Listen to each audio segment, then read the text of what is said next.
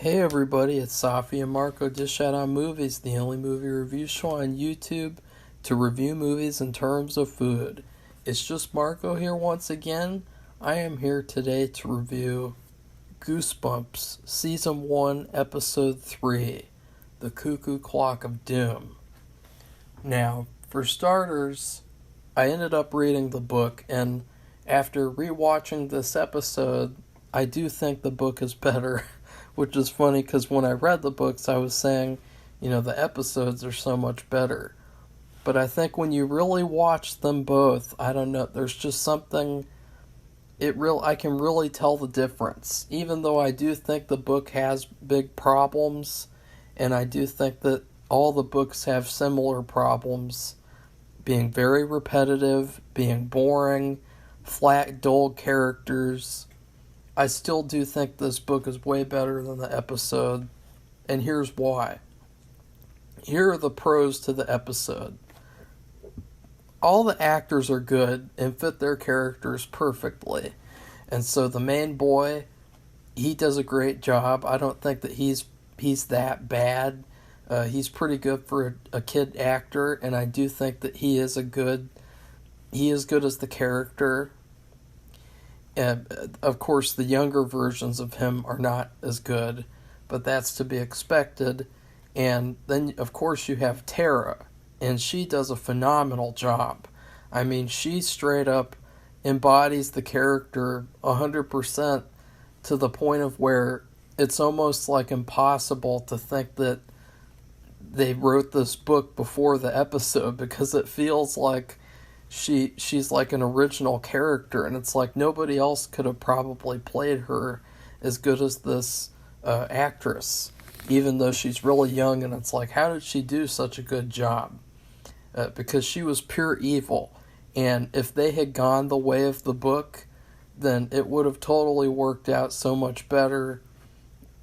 So they don't go that way. That's the biggest problem with this episode.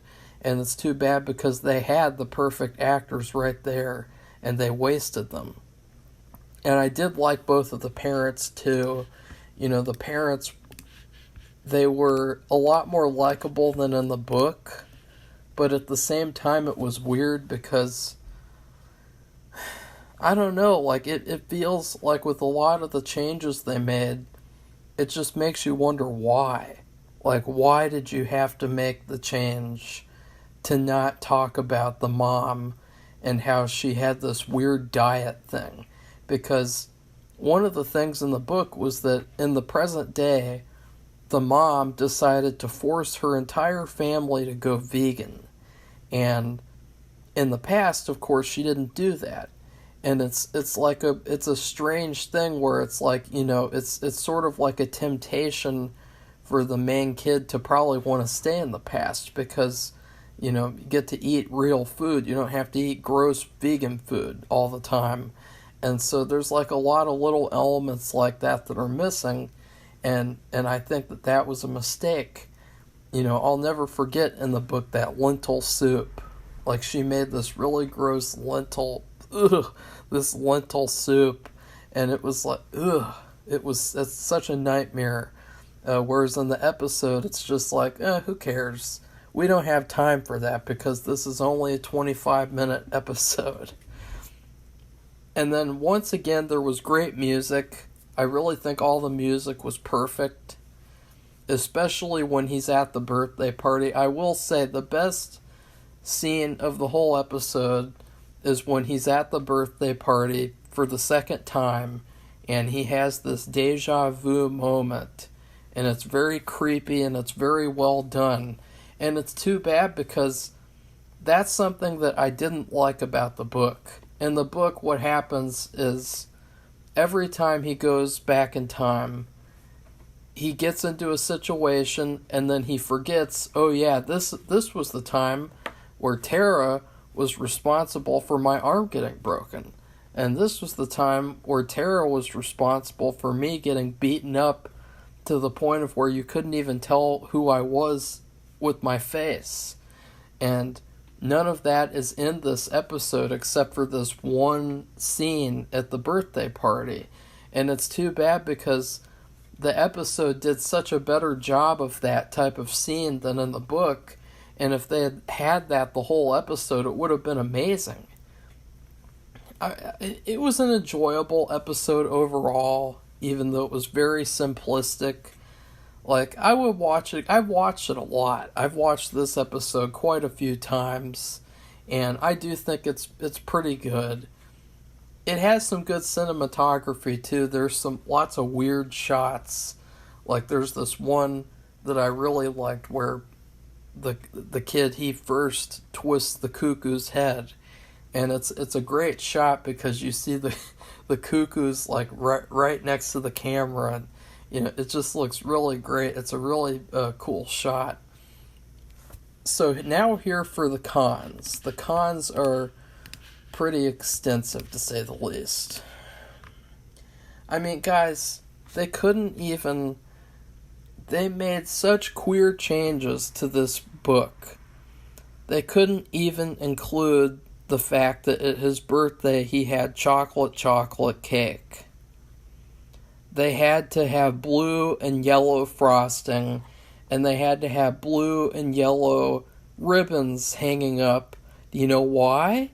Because those are the two colors on the Cuckoo Clock of Doom book cover. And so they wanted to have a tribute to the book cover thing. Like, that's just so bizarre. Like, it says fucking chocolate cake, you dipshits. Like, it's like, is it that hard to get chocolate cake? Like, this isn't like the 1800s where you could only get vanilla frosting.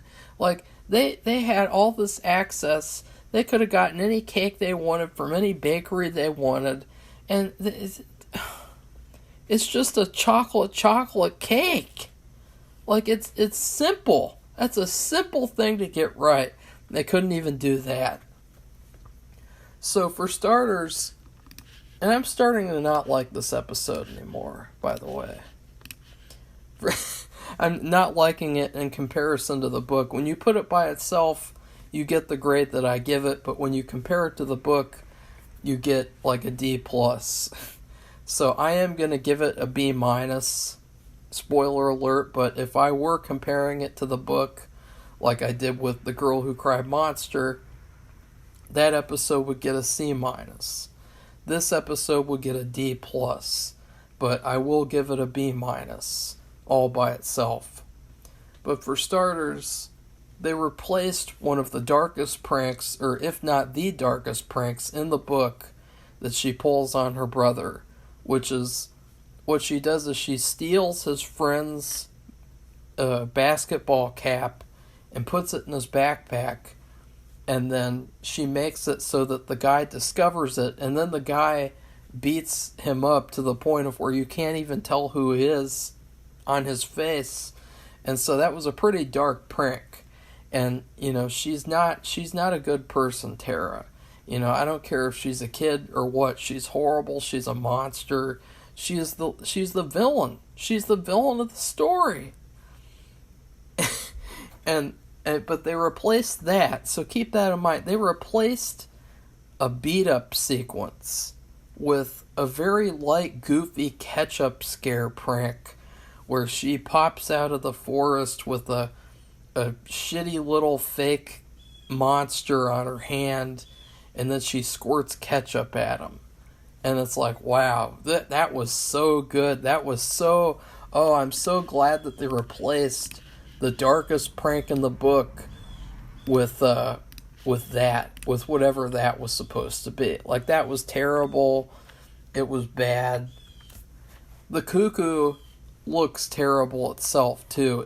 It looks like it's related to the sponge from It Came From Beneath the Sink. Definitely disappointing after seeing that amazing book cover. Like, they have this weird obsession with, like, dark things, like dark, straggly things with, like, glowing eyes.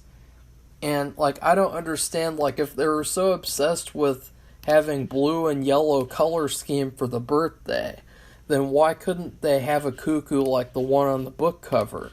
Like, that could have been something really cool that they could have done that would have made people go like, oh my god, that was so cool, it's like from the book cover. Like, that never happens in any Goosebumps episode, though, where they really recreate the book covers, because they have a chance to do that. You know, the books were written away from the artist. You know, the artist didn't have any idea about what was inside the book, the story, and so he had to have his own interpretation. And the people who made the TV show had those books right in front of them, and they could have made the Cuckoo look like the Cuckoo on the book cover, but instead it looks like something out of Bone Chillers, to be quite honest. Instead of being worried about all the terrible things Tara the Terrible did to him in the past, he's more worried about how she's gone and how he's next. And so that was another very troubling thing, was that it was like they didn't like that in the book his sister was the villain, and so they kind of replaced that with just, oh, he's worried about dying, he's worried about, you know, the time traveling thing. But I'm telling you guys, in the book, he's worried about the time travel and his sister, because his sister's pure fucking evil. And they don't have her for more than one time travel sequence. They have her for the birthday thing, and then after that, she's gone totally from the story. And I thought that was a big mistake. And then there's some weird pedophile guy in a black leather coat who follows the main boy and asks him for the time. Who is that guy? Why is that guy? A very strange addition. And to me, it felt like, once again, they were not happy with Tara being the villain. So they wanted to add like a new villain, or they wanted to just imply that, oh, there could be another villain. It's not Tara who's the villain, she's just an innocent little girl. You know, just like the people in the book think. You know, oh, Tara's not bad, she's just an innocent little girl. She's not pure fucking evil. She is. Which they did not need another villain, because Tara was the villain. And in fact, if you guys don't know, R.L. Stine wrote that character as a tribute to a fan. This real-life girl named Tara asked him to name a character after her. And he thought, oh, I'm gonna make you a villain, and I'm gonna put you as like the star of this book. And she really is probably the worst villain in Goosebumps history. Like, not worst as in like bad characters, but worst is that she's the most evil character in Goosebumps history. And that really doesn't come across in this episode. I mean, at the end of the episode, the kid, he's running into Tara's bedroom, and he's like, oh, where's Tara? I want to, she's got to have lunch with us. Oh, where are you, Tara? Where are you? And it's like, God, this kid sucks. Like, this is not like in the book at all. And then there was a really weird thermometer joke, you know, not the normal thermometer, but the other kind of thermometer. And that was really weird and out of place. It's like, what is this, Baby Geniuses or some shit? So, I give the episode a B-. It is very enjoyable, especially because the actors all embody the characters. But to me, it's a huge problem that they took this book and they said, you know what didn't work about this book? The main thing that worked in the book.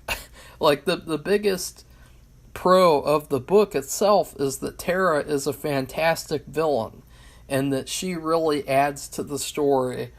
And in the episode, of course, she's not really there that much. She's only there for his 12th birthday party, and then she's gone from the story.